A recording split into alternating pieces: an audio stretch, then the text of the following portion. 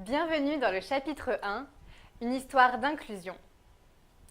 Dans ce module, nous traiterons des troubles du spectre autistique, de la loi de février 2005 sur le handicap, de l'état des lieux de l'inclusion scolaire des jeunes avec TSA en France et de l'intérêt d'une pratique basée sur l'épreuve pour l'inclusion des élèves avec TSA.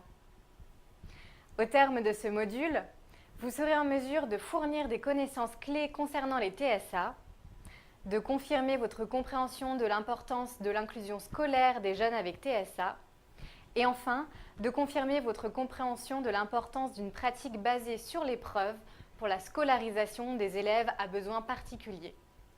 Un quiz formatif vous permettra de vous évaluer quant à ces nouvelles connaissances. Commençons tout de suite avec les troubles du spectre autistique. Les TSA, ou troubles envahissants du développement, TED, sont catégorisés et définis selon le DSM-5, le manuel diagnostique et statistique des troubles mentaux de l'Association américaine de psychiatrie, et selon la CIM-10, la classification internationale des maladies de l'Organisation mondiale de la santé. L'appellation TSA fait de plus en plus consensus dans la documentation scientifique. Le DSM-5 décrit ce trouble neurodéveloppemental par des troubles de la communication et des interactions sociales, un répertoire de comportements, intérêts et activités restreints, stéréotypés et répétitifs.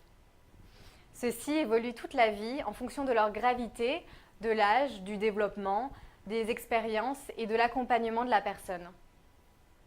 Les personnes avec TSA ont donc un fonctionnement singulier au niveau corporel, émotionnel, sensoriel, moteur, cognitif, communicatif et au niveau des interactions sociales qui les limitent dans leur quotidien.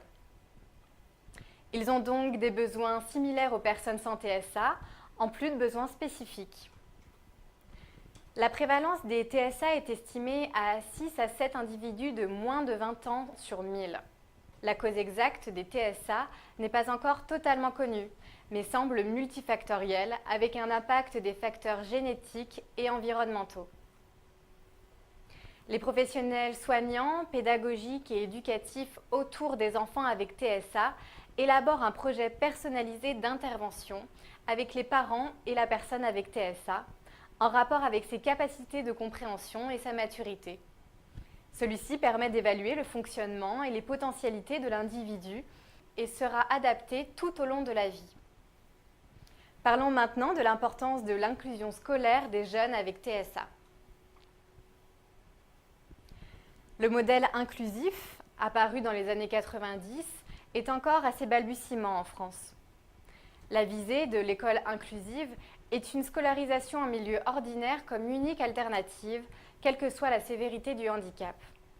L'école doit s'adapter à tous les élèves, handicapés ou non. C'est donc au système éducatif de s'ajuster face aux individualités. La loi de février 2005 sur le handicap a ainsi entraîné une hausse sensible du nombre d'élèves en situation de handicap dans le milieu scolaire ordinaire. Elle a établi un droit à la scolarisation pour les élèves handicapés en milieu ordinaire dans l'établissement scolaire de référence le plus proche du domicile de l'enfant. Cette scolarisation s'effectue en classe ordinaire et ou en classe spécialisée, au mieux à temps plein.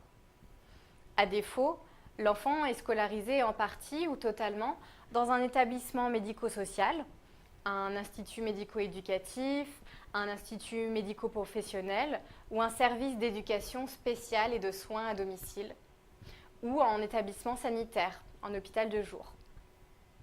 En pratique, une inclusion partielle après exclusion du milieu ordinaire est souvent constatée. En effet, on estime que 80% des élèves avec TSA français ne sont pas scolarisés et ceux qui bénéficient d'une scolarisation ne sont présents qu'à temps partiel. Ces taux sont néanmoins en hausse ces dernières années, même si les enfants avec TSA ont régulièrement au moins 1 an de retard dans leur cursus. Lorsqu'ils sont interrogés, seulement un quart des enseignants se dit avoir été formés sur les TSA. Ce manque de formation du personnel enseignant semble couplé à celui des AVS et à leur statut précaire. Finalement, les enseignants qui ont des connaissances sur les TSA les ont acquises grâce à leurs recherches et échanges personnels. Une grande partie des enseignants incluant un élève avec TSA dans leur classe ont un sentiment d'isolement. La collaboration avec les psychologues, les médecins scolaires et les directeurs d'établissement se fait trop rare. Les impressions des enseignants sont donc mitigées, entre enrichissement humain et pédagogique et frustration. Alors que l'on sait que plus l'enseignant se sent soutenu, plus il est disposé à changer ses pratiques auprès des élèves avec TSA. En effet, un élève avec TSA à l'école implique des difficultés d'adaptation réciproques. C'est comme lorsque vous avez commencé à faire du vélo. Les premières fois sur le vélo sont difficiles, vous chutez.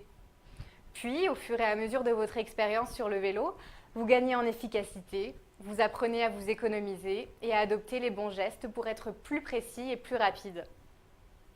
Plus un enseignant est expérimenté et formé sur les TSA et sur les adaptations pédagogiques, plus il est confiant et se sent efficace, meilleur il est dans l'accompagnement des élèves avec TSA. L'inclusion au sein d'une classe d'un élève avec TSA questionne votre identité professionnelle. Certains enseignants se déclarent d'ailleurs démunis face à ces troubles. Il existe une forte corrélation positive entre l'intensité des TSA et le niveau de stress de l'enseignant. Certains enseignants culpabilisent de donner la priorité à l'élève avec TSA ou au reste de la classe. Pour d'autres, les élèves avec TSA constituent le groupe d'élèves le plus difficile à gérer, notamment lorsque l'effectif est important. De plus, inclure un enfant avec TSA signifie une charge importante de travail pour l'équipe pédagogique. Une autre donnée importante est le sentiment d'échec au regard des faibles progrès réalisés vis-à-vis du programme pédagogique. Certains enseignants parlent de deuil des apprentissages. Une autre difficulté notable est la mise en place du partenariat avec les familles. Concernant les inquiétudes des enseignants, certains pensent que la scolarisation des élèves avec TSA relève plutôt des structures spécialisées et qu'ils pénalisent les autres élèves. Or, il n'existe pas de différence significative entre les résultats scolaires d'une classe sans élèves inclus et ceux d'une classe d'inclusion. Une autre inquiétude des enseignants est l'épuisement des élèves non TSA lors des temps d'inclusion. Cet effet existe, mais des interventions basées sur la médiation par les pairs diminuent le niveau d'épuisement des élèves typiques qui développent des attitudes plus positives envers l'enfant avec TSA. L'intérêt est donc tout trouvé aujourd'hui pour la mise en œuvre en classe de pratiques basées sur les preuves scientifiques, ou EBP en anglais, pour les élèves avec TSA. Améliorer les résultats scolaires pour les élèves avec TSA dépend de la disposition des programmes et stratégies basées sur des méthodes éprouvées. Il est important que le personnel éducatif et pédagogique ait d'abord connaissance des pratiques basées sur les preuves scientifiques et des compétences nécessaires pour mettre en œuvre de telles pratiques qui aideront à minimiser la dichotomie entre la recherche et le terrain. Nous vous invitons maintenant à répondre au quiz formatif et à prendre connaissance des ressources complémentaires. Merci de votre attention.